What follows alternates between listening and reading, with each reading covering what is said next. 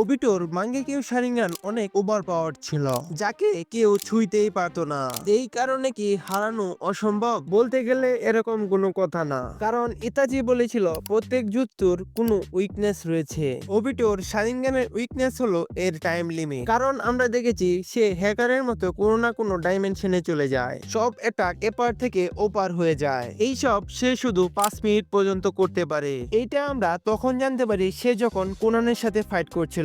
Conan ওবিটোকে হারানোর জন্য 600 billion paper bomb তৈরি করে। এখানে পেপার বম তার সাথে আটকে যাচ্ছিল।